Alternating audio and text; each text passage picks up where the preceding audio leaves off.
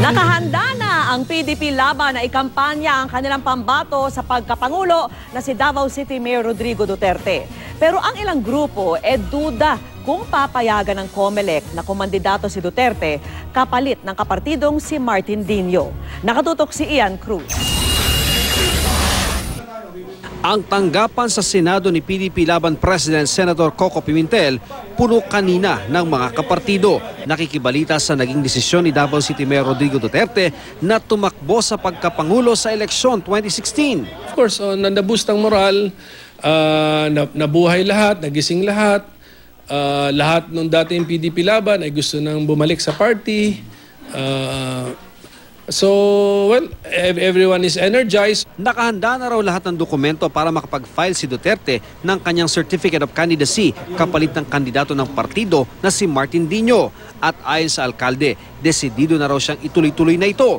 Pero ang tanong ni House Speaker Sonny Belmonte, maari pa ba itong gawin ni Duterte gayong inatras na ni Dino ang kanyang kandidatura? He waited too long to announce, so that there becomes, to my mind, some kind of a legal problem if he can validly step in by substituting a candidate who had already withdrawn from the race.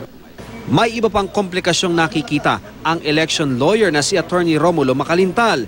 May mali kasi sa Certificate of Candidacy ni Dino kung saan nakalagay na ang tatakbuhan niyang posisyon ay hindi pampangulo kundi para mayor ng Pasay. Hindi po pwedeng sabihin nagkaroon ng clerical error. Hindi po pwedeng sabihin na i-correct nila yung clerical error na yan. You can only amend the COC within the period to file the said COC. This is a free country. Lahat po ng wrong spelling dyan pwede nilang objeksyonan.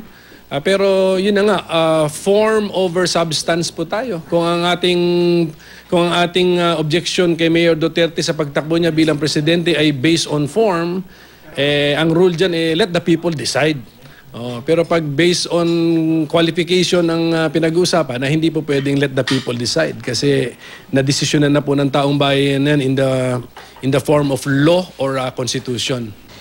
Ganito rin ang pananaw ng makakatambal ni Duterte. Kung pipigilan siya, it will really be the handiwork ng mga kalaban niya, both sa peace and order, mga drug lords, and ng mga political parties. Doon nga kami nagtataka sa papeles na hindi natural born, naayos at sinasabing pwede. Samantalang doon sa walang legal question, biglang may lumilitaw ngayon, sabihin na hindi siya pwedeng tumakbo. Ian Cruz, Nakatutok, 24 Oras.